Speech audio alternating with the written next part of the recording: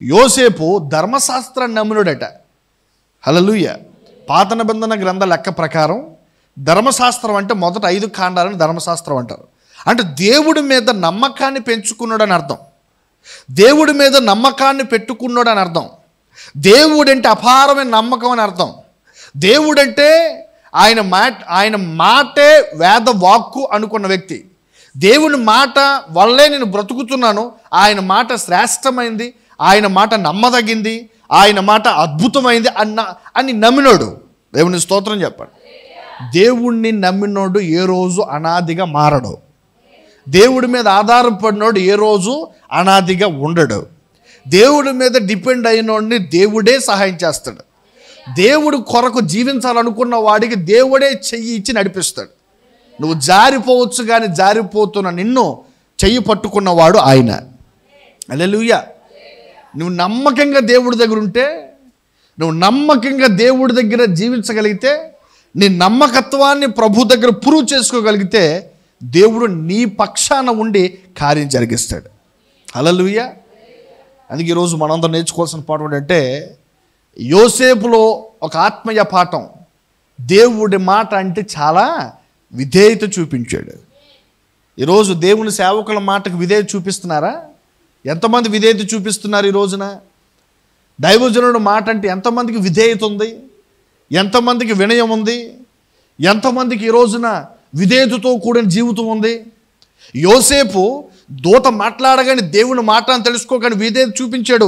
దేవుని మాట అది అలా జరగలేదు, నేను చెప్తున్నా కదా నువ్వు విను అని చెప్పగానే, నిజమే నువ్వు చెప్పింది కరెక్ట్ తండ్రి అని దేవుని మాటకు ఆయన తలవంచున్నట్టు ఈరోజు నీవు నేను ప్రపంచంలో ఉన్న వారందరూ దేవుని మాటకి ఎందుకు అలా తలవంచలేకపోతున్నారు? దేవుని మాటకి ఎందుకు విధేయత చూపించలేకపోతున్నారు?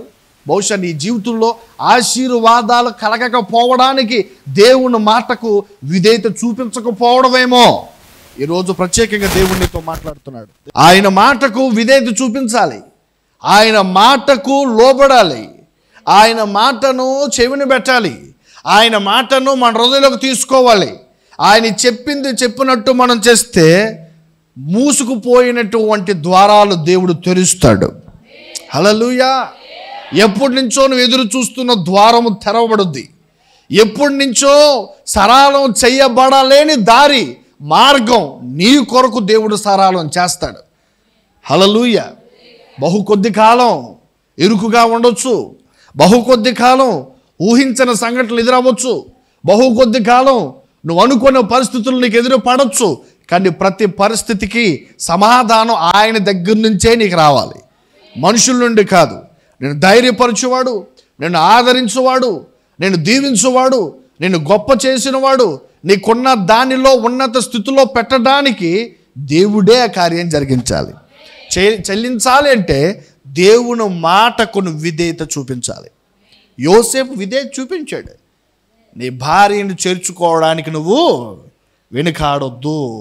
నీ భార్యను చేర్చుకోవడానికి, పెండ్లాడడానికి, భార్యను పెండ్లాడడానికి వెనకడుగేయొద్దు. నీ భార్య గర్భము ధరించింది పురుషుని వల్ల కాదు, నీ భార్య గర్భము ధరించింది పరిశుద్ధాత్మ వలన. Praise God. తనకున్న డౌట్స్ అన్నీ క్లారిఫై చేసినాడు ఎవరు? దేవుడే. దేవుడే తన యొక్క డౌట్స్ అన్నీ క్లారిఫై చేశాడు, విధేయత చూపించాడు, ఉదయాన్నే లేచాడు, మరైనా హత్తుకున్నాడు. ఆమేన్. అందుకే మన ప్రతి పరిస్థితికి పరిష్కారం దేవుని దగ్గర దొరుకుద్ది, దేవుడే ఇవ్వాలి. ఎంత అద్భుతం.